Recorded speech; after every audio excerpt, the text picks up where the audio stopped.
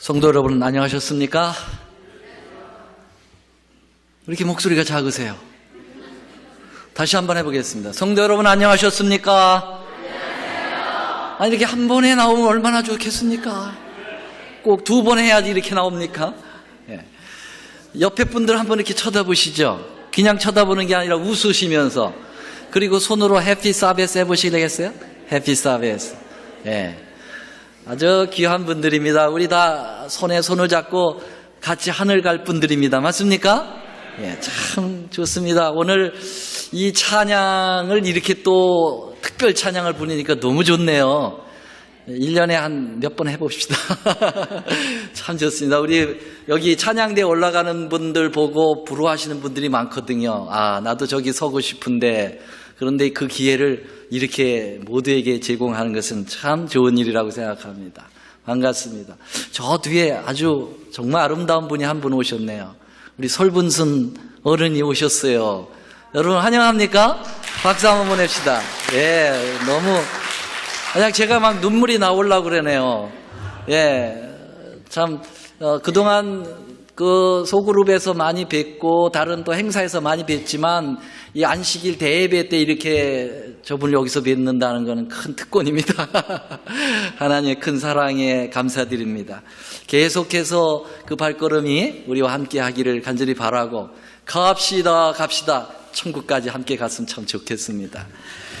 오늘 저는 말씀의 제목을 뭐라고 나와 있습니까? 찬양하면 행복합니다. 제가 잠깐 요거 좀 지우고 하겠습니다.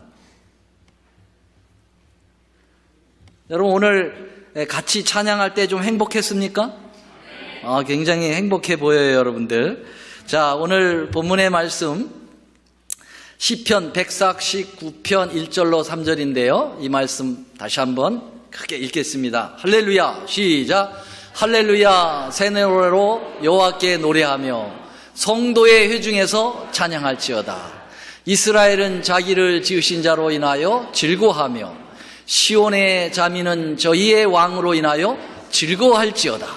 춤추며 그의 이름을 찬양하며 소고와 수금으로 그를 찬양할지어다. 아멘. 아멘. 예. 여기 그 자민이라는 말이 뭐예요? 자민이 뭐예요? 시온의 자민은 제가 그 개역 개정판을 보니까 주민이에요, 주민. 특별히 자민이라는 말이 좀 독특해가지고 설명을 드렸습니다. 자, 오늘 저는 설교를 시작하면서 인생의 가장 근본적인 질문을 좀 던져봅니다. 우리의 인생은 도대체 어디서부터 와서 어디로 가는 걸까? 그리고 우리는 왜 사는 걸까?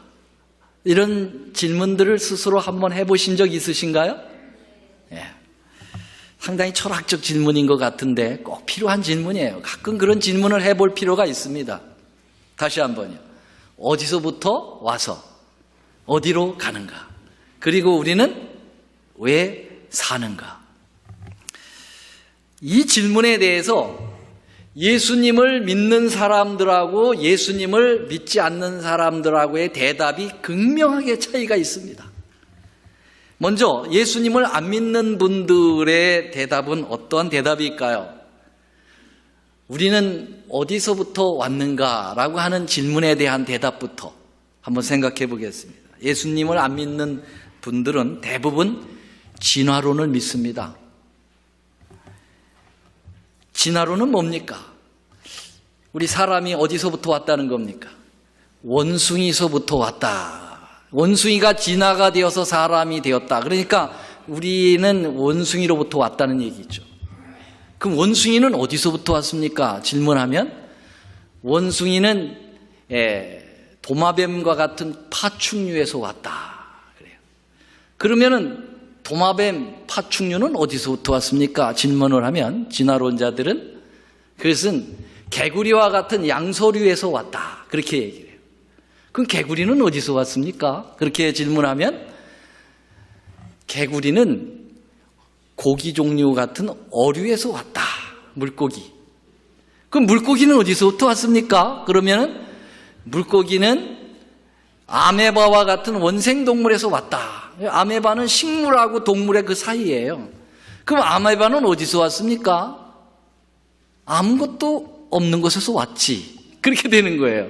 진화론자들은 결국은 쫓아가면 인생은 어디서부터 왔느냐? 결국은 아무것도 아닌 곳에서 왔다. 이렇게 되는 거예요. 예, 그냥 우연 발생론을 주장하는 거죠. 그냥 우연치 않게 왔다. 이게 이제 예수님 안 믿는 사람들이 대부분 인생이 어디서부터 왔느냐에 대한 대답입니다. 자, 그러면 도대체 인생은 어디로 가는가라고 하는 질문에 대해서 예수님을 안 믿는 분들은 어떻게 대답을 할까요? 우린 도대체 그럼 어디로 가는 거냐? 네. 한 번은 한 아주머니가 대학 캠퍼스를 가고 있었어요. 그런데 이 한 학생이 막 그 아주머니를 추월해가지고 뛰어가는데 그러면 너무 뛰다 보니까 이 만년필을 갖다 툭 떨어뜨렸어요.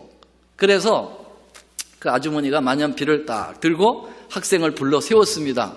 아이고 학상, 그거 도대체 어디로 그렇게 뛰어가는고? 그랬어요. 아마 경상도 분인 것 같아요.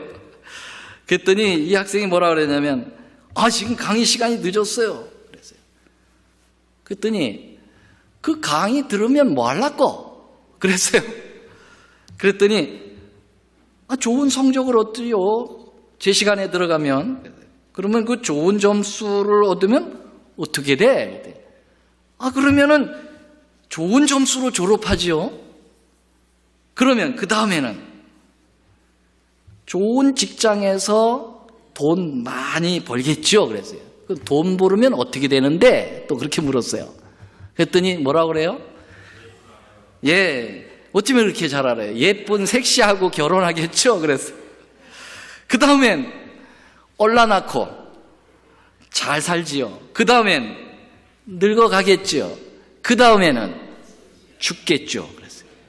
그랬어요. 그래서 이 아주머니가 뭐라고 그랬냐면 학생, 결국 죽을라고 그리 뛰나? 그렇게 됐어요.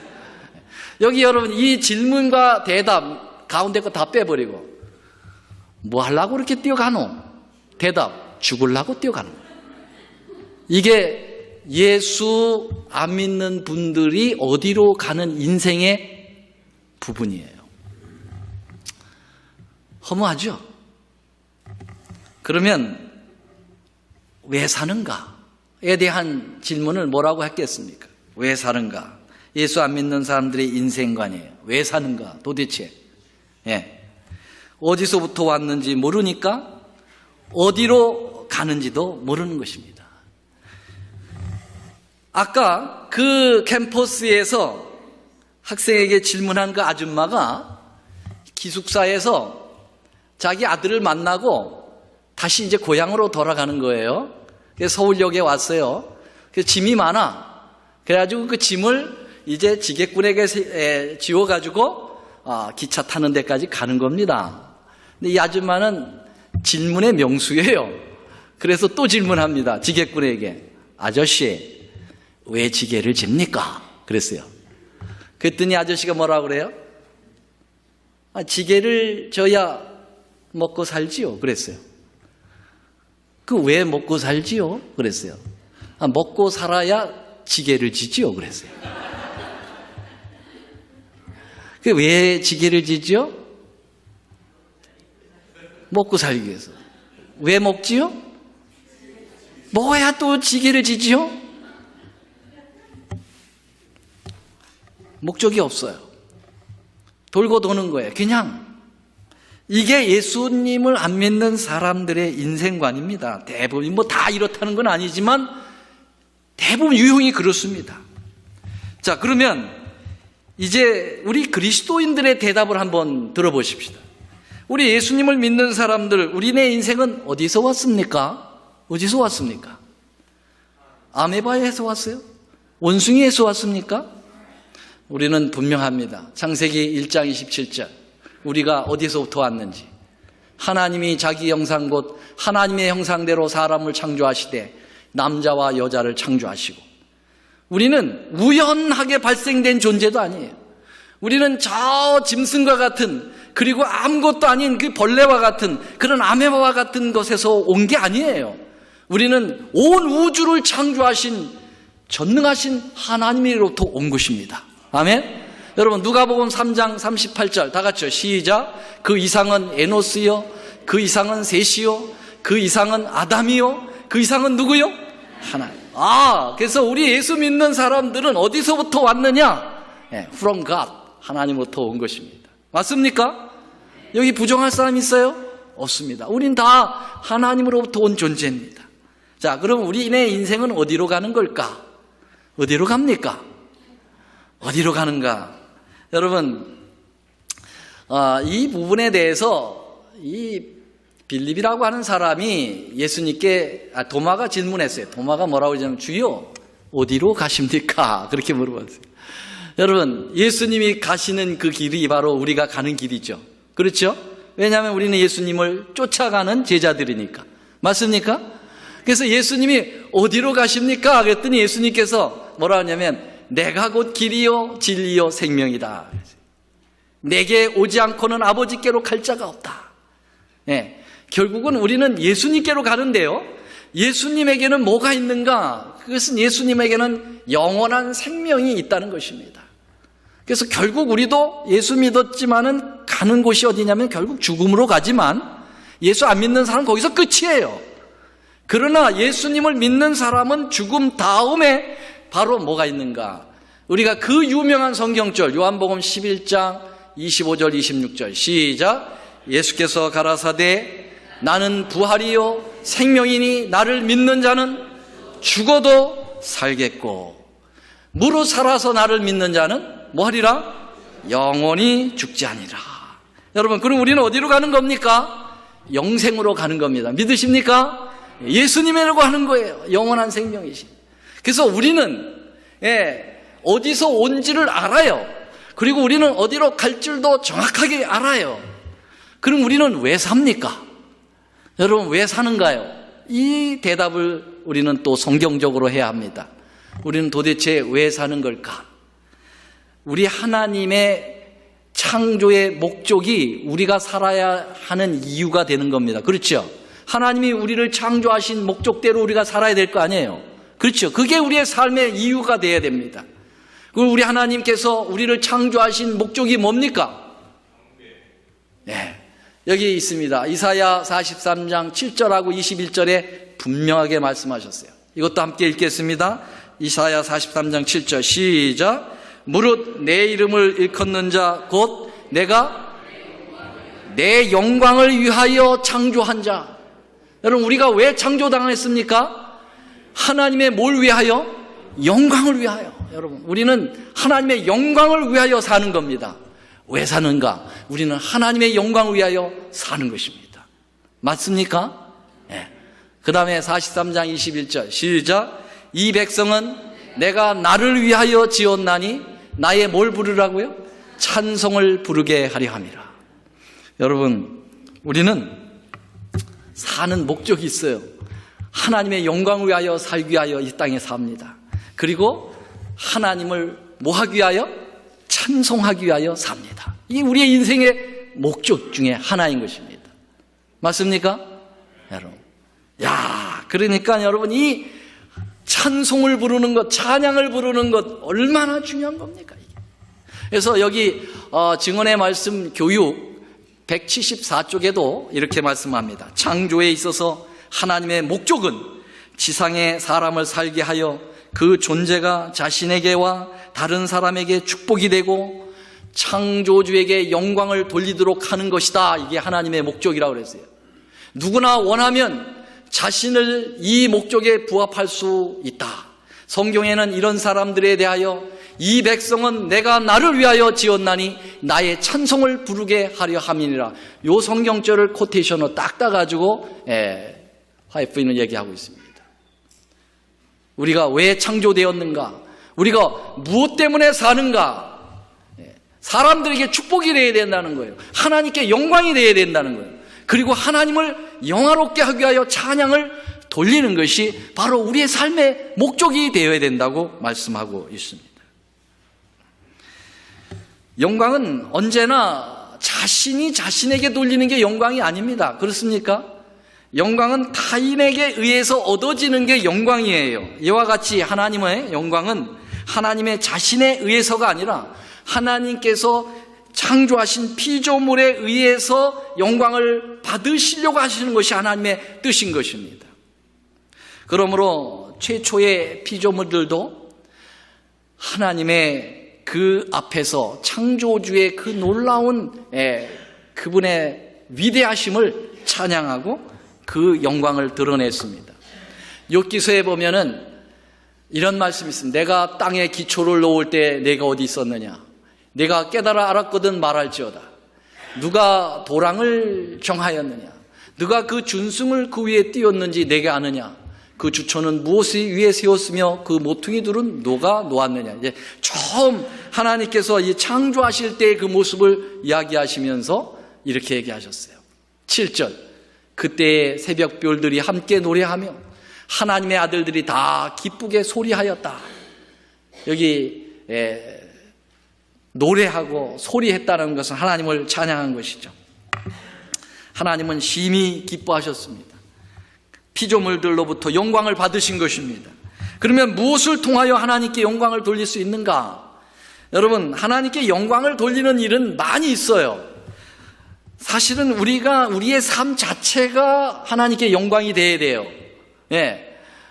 말로만이 영광이 아니라 우리의 삶이 하나님께 영광을 돌리는 삶으로 살아가야 되는 거거든요. 일거수일투족, 말 한마디 한마디가 하나님께 영광이 되어야 됩니다. 하나님께 욕이 되면 안 되고 하나님께 영광이 되어야 돼요. 그래서 안 믿는 사람들이 우리의 모습을 보고 하나님께 영광을 돌리는 모습이 너무 아름다워서 나도 하나님을 좀 믿고 싶다. 그렇게 돼야 되는 거죠. 그러나 방법론적으로 좀 더 구체적으로 하나님께 영광을 돌리는 그것은 어떤 것을 통해서 돌릴 수 있겠는가? 그것은 worship, 예배와 그 다음에 praise, 찬양입니다. 이걸 통해서 하나님께 영광을 돌리고 하나님은 그걸 통해서 우리에게 영광을 받으신다고 말씀하셨어요. 근데 예배와 찬양은, 경배와 찬양은 그래서 구분되지 않아요. 예배 속에 경배가 있고 경배 속에 찬양이 있고 찬양 속에 예배가 있는 것입니다. 찬양이 곧 예배인 것입니다. 찬양은 피조물인 인간이 창조주 하나님 앞에 있을 때 필수적인 요소인 것입니다. 그래서 여러분 시편에 보면은 온통 찬양하라라고 하는 그러한 시가 굉장히 많아요. 아시다시피 모든 성경의 말씀은 하나님이 계시로 주신 거죠. 하나님께서 우리에게 찬양을 요구하시는 거예요. 찬양하라, 찬양하라, 찬양하라, 찬양하라. 여러분 여기 시편 150편 1절로 6절에 보면은 계속 찬양을 요구하고 계십니다. 제가 하얀 글씨를 읽으면 여러분들은 노란 글씨를 읽으면서 교창해 주시기를 바랍니다. 할렐루야, 그 성소에서 하나님을 찬양하며 그의 권능의 궁창에서 그를 찬양할지어다.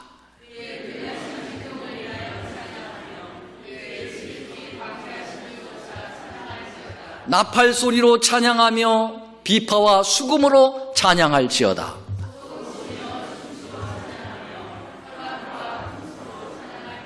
큰 소리 나는 제금으로 찬양하며 높은 소리 나는 제금으로 찬양할지어다. 아멘. 여러분 호흡이 있으신 분 손 좀 들어봐 주세요. 손 안 드신 분은 죽으신 분이에요. 호흡이 없기 때문에. 여러분 그러면 호흡이 있는 자마다 뭐 하라고요? 찬양해야 합니다. 이것은 하나님에게 어떤 선택이 아니라 의무예요. 하나님께서 그렇게 하라고 자꾸 말씀하시니까. 여러분 노래를 잘하고 못하고가 없습니다. 하나님은 기교로 부르는 찬양만 받으시는 것이 아니라 마음의 찬양을 부르는 것을 더 받으십니다. 우리의 일상의 찬양으로 점철되는 삶이 되었으면 참 좋겠어요. 우리의 이 땅의 생애 모두가 찬양해 하듯이 우리가 구원받아 하늘에 가면은 하늘에 가서 우리가 주로 할 일이 뭐냐면 찬양하는 일이에요. 물론 하늘에 가서 하나님께서 우리를 구원하신 것에 대한 그 놀라운 구원의 섭리를 다시 한번 공부하면서 그 감격의 그 희열에 하나님 앞에 경배하지만은 하나님이 온 우주를 창조하시고 우리를 구속하신 그 위대함을 늘 찬양하는 그것이 우리의 일과로 보여집니다. 여기에 계시록 5장 9절서부터 13절에 보면 새 노래를 노래하며 가로되, 지금 여기에 나오는 이것은 하늘 보좌가 보여지는 것이거든요. 하나님의 보좌를 지금 계시록의 사도 요한이 보고 있습니다. 거기 보니까 구원받은 사람들이 새 노래를 가지고 찬양을 한다고 그랬어요. 12절에 보면 큰 음성으로 가로되 죽임을 당하신 어린 양이 능력과 부와 지혜와 힘과 존귀와 영광과 찬송을 받으시기에 합당하도다. 우리 하나님 성부, 성자, 성령 하나님은 우리의 찬양을 받기에 합당하십니다. 보니까 내가 또 들으니 하늘 위와 땅 아래와 바다 위에와 또 그 가운데 모든 만물이 가로되 보좌에 앉으신 이와 어린 양에게 찬송과 존귀와 영광과 능력을 세세토록 돌릴지어다. 아멘. 여러분, 하늘의 구조를 잠깐 입체적으로 제가 설명을 하면요, 하나님의 보좌가 다 가운데 자리하고 있습니다. 그러면 하나님의 보좌 주위의 가장 측근에 네 생물이 위치하고 있습니다. 이 네 생물은 조아라고 하는 말인데, 이 조아라는 말은 좋다라는 말이 아니라 음역이 그렇대요. 조아라고 하는 헬라어 언역인데요, 이것은 바로 스랍들, 다시 말하면 케루빔, 그룹 천사들을 얘기하는 거죠. 하나님을 옹호하는 측근 천사들을 얘기하는 거예요. 기름 부음을 받은 천사들이에요. 여러분, 이 네 생물 가운데 누가 있었느냐면은 루스벨이 있었죠. 기름 부음 받은 루스벨이 타락한 겁니다. 그 자리에 누가 들어갔어요? 가브리엘이 들어가죠. 이 그룹 천사들이 바로 예수님 하나님의 그 측근에서 존재하고 있습니다. 바로 그 뒤로는 그 범위를 넓혀서는 천천만만의 천사들이 운집을 해 있습니다. 그리고 그 뒤로는 우주 거민들이 존재합니다. 그래서 이 존재들이 하나를 빠뜨렸네요. 네 생물 다음에는 24장로들이 있죠. 24장로들이 있고 그 다음에 천천만만의 천사들, 그 다음에 우주 거민들. 그래서 이 찬양을 온 우주가 하나님 앞에 찬양을 돌리게 되는 거예요. 그 찬양의 그 파급의 효과가 온 우주를 향하여 번져 나가는 거예요. 장엄한 찬양이 되는 것입니다. 놀라운 일이죠. 여러분, 그들이 이 24장로들은 자기의 면류관을 주님의 발 위에다 던지면서 찬양을 돌리는 모습도 나와 있습니다. 우리가 특별히 하나님의 특별히 구별된 살아서 구원을 받아 하늘로 승천할 그러한 무리들이 누구라고 하죠? 14만 4천인들. 이 14만 4천인들이 하늘에 올라가면 하늘 찬양대를 구성할 거다, 그런 얘기가 있어요. 여러분, 14만 4천인들이 하늘에 올라가서 찬양을 부를 때 몇 부로 부를까요? 우리는 보통 4부로 부르는데 제가 추측컨대 14만 4천 부로 부르지 않을까. 14만 4천 부로 부를 수 있는 능력을 우리 하나님께서 주실 거예요. 여러분, 4부로만 불러도 너무너무 아름다운데 14만 4천 부로 하나님 앞에 영광과 찬양을 돌릴 때 얼마나 아름다운 찬양이 돌려질까요? 여기 계시록 14장 1절로 3절에 보면은 이 14만 4천인들이 부르는 노래는 무슨 노래라고 그랬어요? 어린 양의 노래, 구원의 노래, 경험의 노래라고 얘기했어요. 저희가 보좌와 네 생물과 장로들 앞에서 새 노래를 부르니 땅에서 구속함을 얻은 14만 4천인 밖에는 능히 이 노래를 배울 자가 없더라 그랬어요. 여러분, 이 땅에서나 하늘에서나 이 하나님을 믿는 백성들의 주업은 바로 뭐냐면 찬양을 하는 거예요. 하나님께 영광을 돌리는 그러한 아름다운 프레이즈가 일어나야 되는 것입니다. 구약 성경에서도 여러분, 이 찬양에 대해서 상당한 관심을 기울이고 있어요.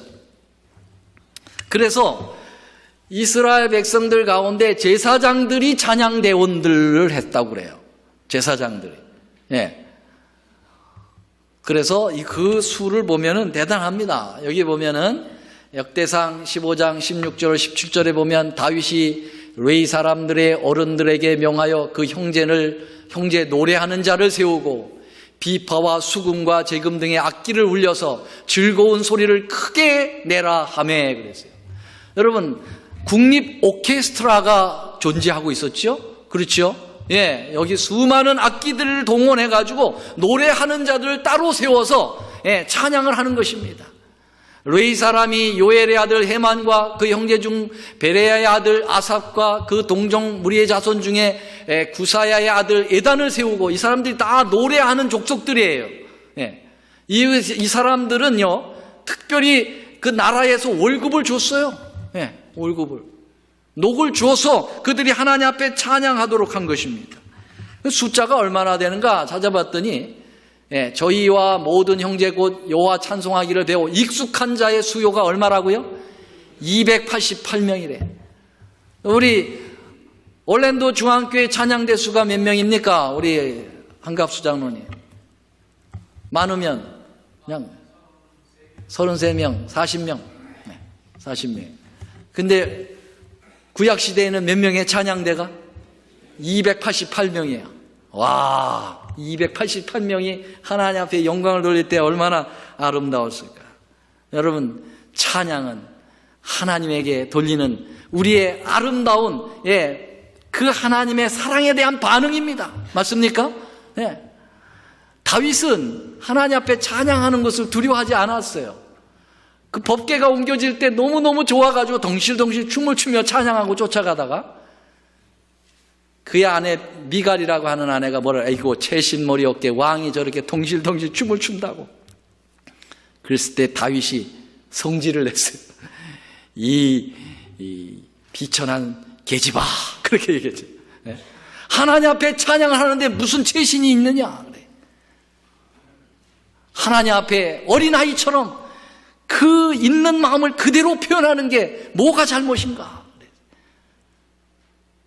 조주를 받아서 자네는 이제 태가 끊어지네 그랬어요. 애기 못 낳았어요. 여러분, 찬양을 비꼬면 안 돼요.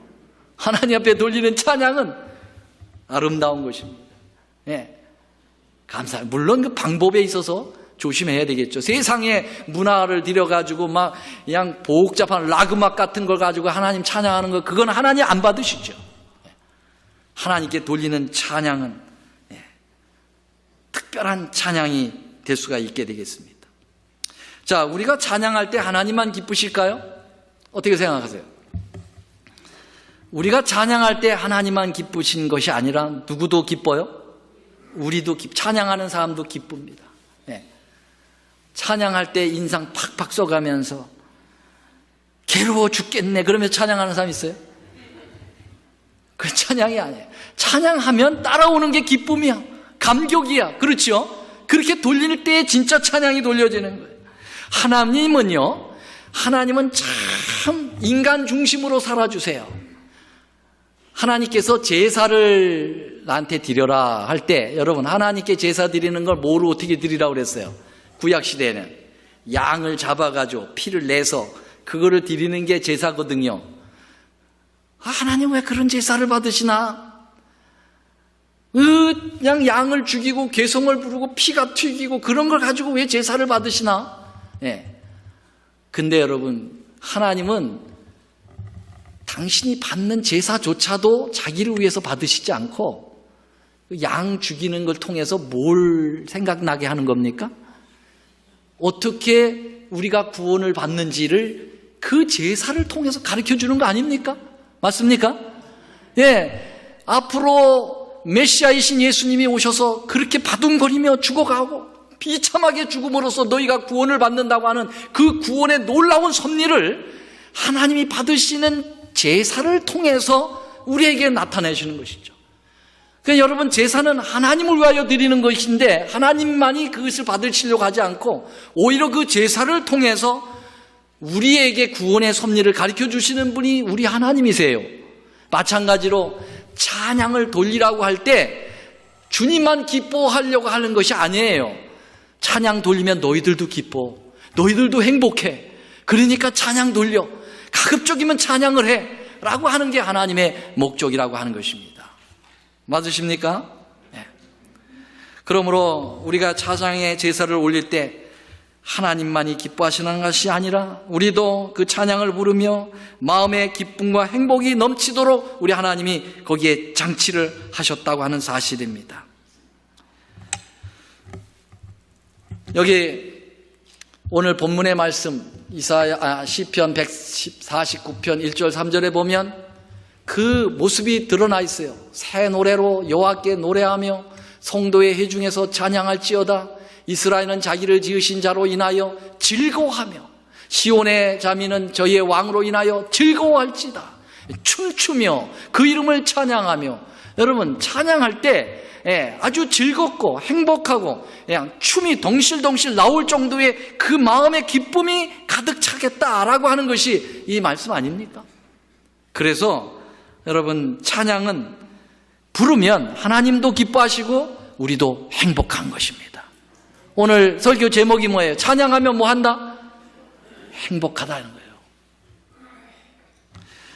여기 증언의 말씀에 아주 좋은 말씀이 있습니다. 인간은 하나님의 영광을 드러내고 하나님의 영광을 선포할 때 가장 큰 기쁨과 행복을 누리도록 만들어진 존재이다. 그러므로 하나님의 영광을 위해서 사는 자는 곧 자신의 행복과 기쁨을 위해 사는 자이다. 그렇게 얘기했어요. 행복해지시기를 원하십니까? 하나님을 찬양하십시오. 찬송이 입에서 떠나지 않는 사람들은 외로울 수가 없습니다. 찬미가 흘러나오는 가정이 불행할 수가 없습니다. 찬양이 흘러넘치는 교회가 불목이 있을 수가 없는 거죠. 진정한 찬양이라면 말이죠. 우리가 오늘 점심을 먹고 난 다음에 이 자리로 다시 모일 겁니다. 뭘 위해서? 연말 찬양 제사를 올리기 위하여. 우리 올랜도 교회가 저는 영적으로 살아있는 모습을 그 가정을 통해서 보게 될 거라고 믿습니다. 여러분, 저는 이 연말 찬양 제사를 위해서 각 소그룹별로 연습하는 모습들을 지켜봤습니다. 가급적이면 돌아가면서 다 보도록 노력을 했어요. 심지어는 각 가정에서 모여가지고 소그룹별로 찬양하는 모습도 가서 봤습니다. 근데 거기에서 누구 하나 찡그리고 괴로워하는 사람 없어요. 얼마나 재밌어하고 기뻐하고 즐거워하는지 말이죠. 행복이 막 묻어나는 모습을 보게 되었어요. 너무나도 아름다운 모습이었어요. 주님이 그거 보고 기뻐하실 겁니다. 아멘. 얼마나 좋습니까?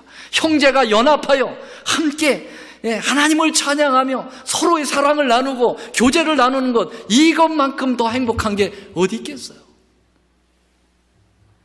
여러분, 우리가 찬양할 때 분명히 알고 넘어가야 몇 가지를 말씀을 드리고 마치려고 합니다. 첫째는 찬양의 대상자를 정확히 알아야 합니다. 두말할 나위 없이 우리의 찬양을 받으실 대상자는 누구십니까? 하나님이시에요. 그걸 알고 찬양을 해야 돼요. 그럼 어떤 때는 찬양하는 모습을 가만히 보면 마지못해 예배 순서니까 부르는 사람들이 있고, 어떤 때는 찬양대의 찬양이 마치 설교자를 위하여 제공하는 것 같은 느낌이 들 때도 있어요. 그래서 우리 교회는 아닙니다. 절대. 우리 올랜도 중앙교회는 아니에요. 어느 교회 가보면 오늘은 그 연합회장님이 오신다고 그래요. 그러니까 우리 찬양대 특별히 더 준비를 잘해야 된다고. No. 연합회장에게 찬양 돌리는 거 아닙니다. 우리의 모든 찬양은 하나님께만 돌려야 합니다. 아멘? 사람하고 관계없어요, 여러분. 하나님을 의식하며 찬양해야 돼요. 여러분, 찬양을 하면서 화음을 준비하고 여러 가지를 준비하면서 자꾸 사람을 의식해서 하지 마시고, 이 찬양은 하나님께 돌리는 찬양으로 생각하며 해야 합니다. 찬양대원들도 마찬가지예요. 여러분들이 찬양을 연습할 때 어떤 찬양, 우리 교회 아닙니다. 절대로. 우리 교회 아닙니다. 아니, 찬양을 하는데, 연습을 하는데요, 기도도 안 하고 시작을 해요. 끝나고 기도도 안 해요. 그게 무슨 찬양 연습입니까? 그게. 어쩌면은 여러분 찬양 연습만큼 그만큼 정열적으로 기도하고 마음의 준비를 해 찬양을 올려야 하나님께 돌리는 찬양이라고 저는 믿습니다. 여러분 기도 많이 하셔야 돼요, 찬양대원들. 네. 그리고 우리 밑에서 기도 많이 해줘야 돼요, 찬양대원들을 위해서. 찬양팀들을 위해서 기도 많이 해줘야 돼요. 네. 기도 없는 찬양은 하나님께 돌리는 찬양이 아니죠. 여러분 우리의 찬양의 대상자를 분명히 해야 합니다. 어떤 사람은 혼자 흥겨워 아무 생각 없이 감정으로 부르는 그건 찬양이 아니에요.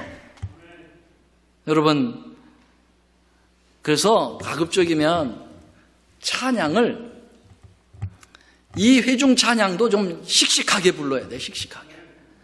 제가 찬양하는 거 앞에서 잘 보세요. 입을 얼마나 크게 벌리나.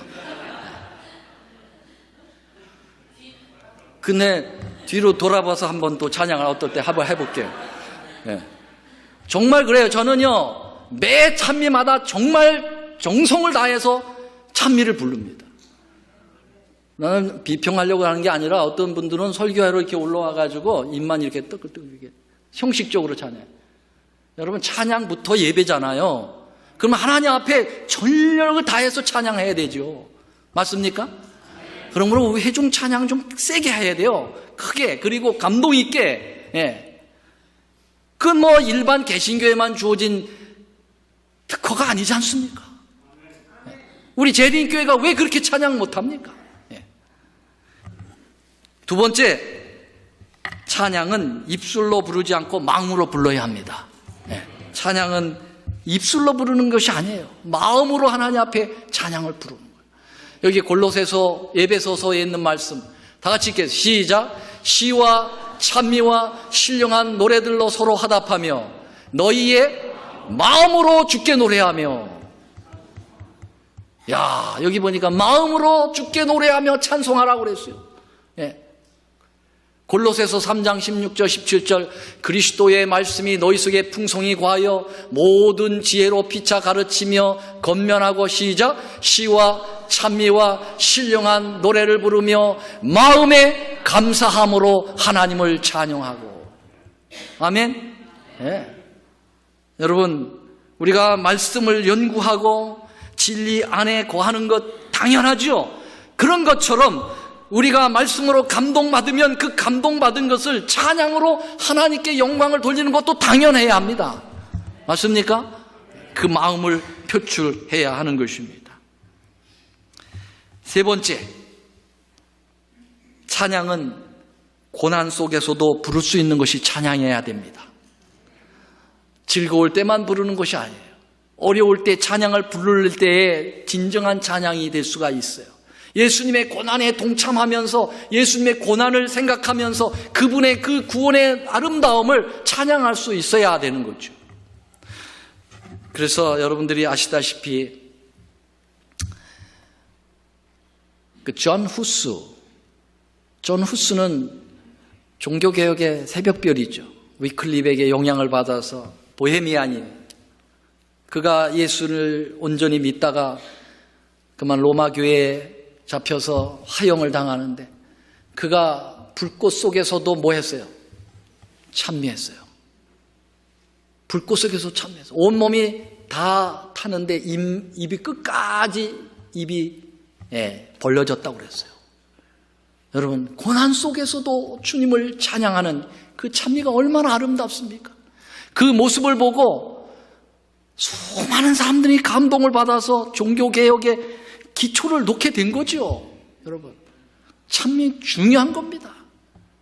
고난 속에 부르는 찬미. 사도 바울이 빌립보 지역에서 복음을 전하다가 감옥에 갇혔습니다. 수없이 매를 맞고 감옥에 갇혔어요. 감옥이 여러분 요새 감옥이 아니에요. 요새는 텔레비도 갖다 놔주고 별거 다 있어. 근데 그때의 감옥은요 완전히 토굴의 감옥이에요. 거기서 똥 오줌 다 싸고 환기도 제대로 안 되고 그 냄새 때문에 아주 질식할 정도예요. 습기가 너무 차가지고 여기가 뭐라 그래요? 이걸 뭐라 그래요? 제가 흥분해가지고 지금 말이 안 나오네. 이게 뭐라 그래요? 눈썹에 이끼가 낀다니까요. 그런 곳에서 찬양을 했어요, 안 했어요? 했잖아요. 보세요. 밤중쯤 되어 바울과 실라가 기도하고 하나님을 뭐 했어요? 찬미하며 누가 들었어요? 죄수들이 듣더라. 여러분, 매를 죽도록 맞고, 그리고 그 엄청난 암흑이 짙들인 이 토구 속에서 무엇이 좋다고 찬양을 했냐 이거예요. 하나님이 좋으니까 찬양한 거죠. 여러분, 그런 가운데서 찬미를 할 수 있는, 그게 바울의 위대함이 거기 있어요. 예, 그랬더니 죄수들이 그거 듣는 거잖아요.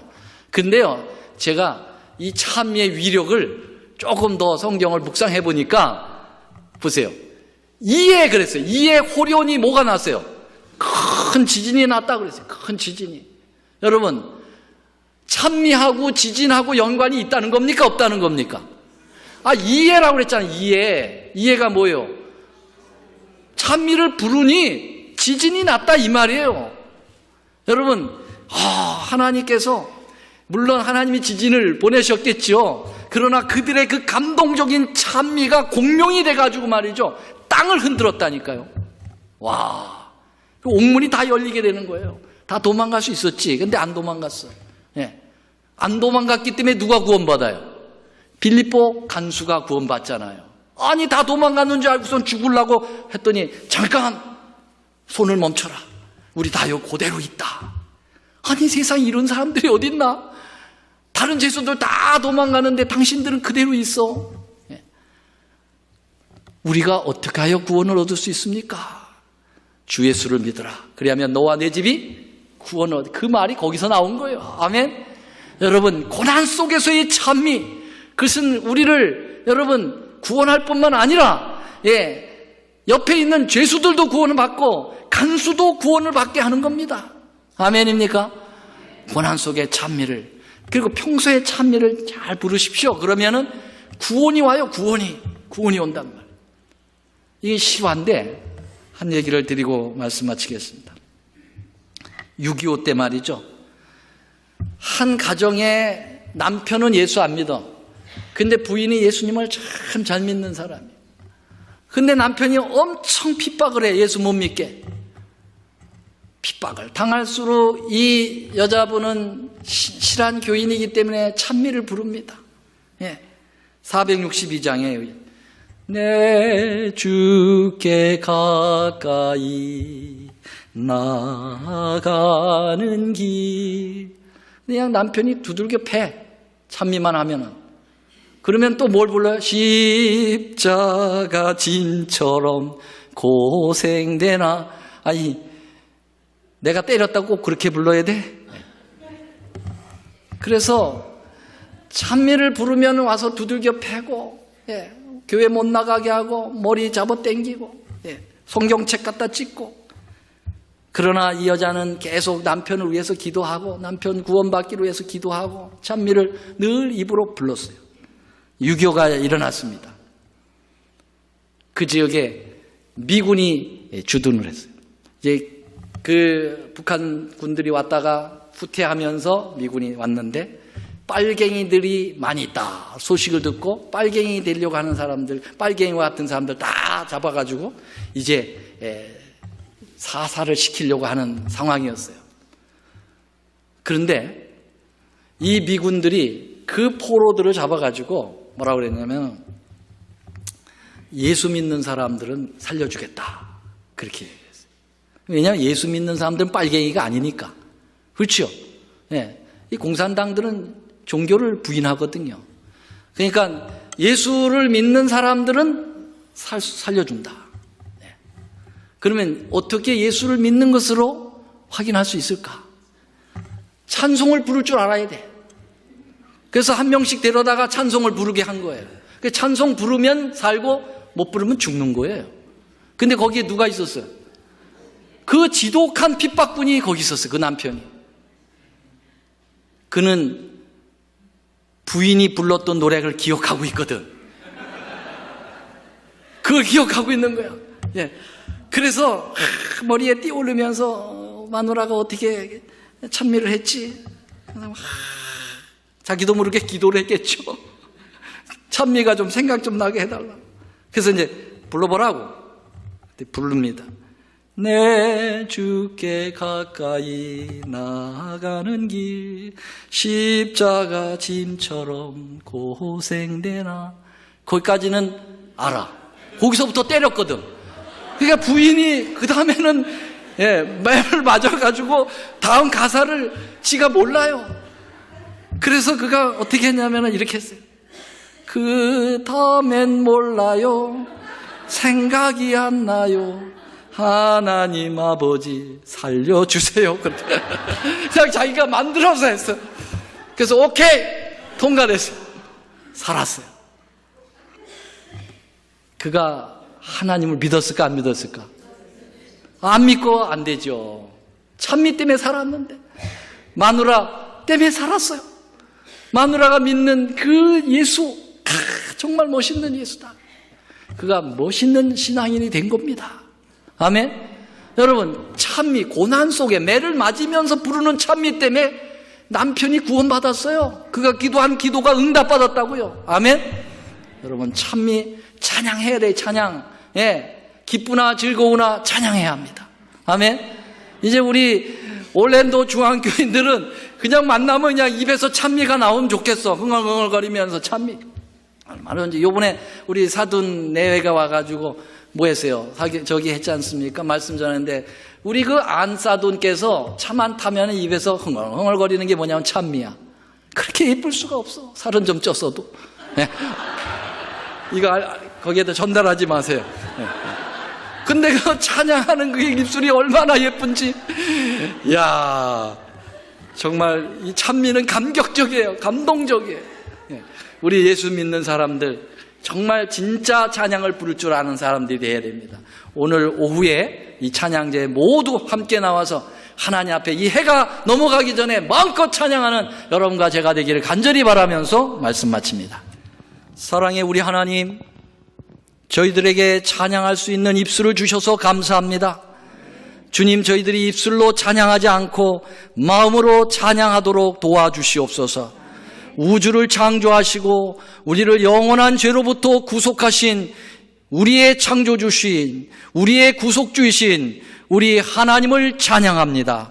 오늘 이 찬양을 받으시고 주님 우리에게 마음껏 축복을 주시며 우리도 그 축복 가운데 거한 이 아름다움을 세상에 나누며 온 사람들이 다 함께 찬양할 수 있는 아름다운 하늘 본향까지 우리를 인도하여 주시옵기를, 우리의 크신 하나님 아버지의 사랑과 예수 그리스도의 은혜와 성령님의 감화 교통하심이 우리 모두의 입술 속에, 우리의 마음 속에 함께하옵시기를 우리 구주 예수님의 이름으로 간절히 기도 올리옵나이다. 아멘.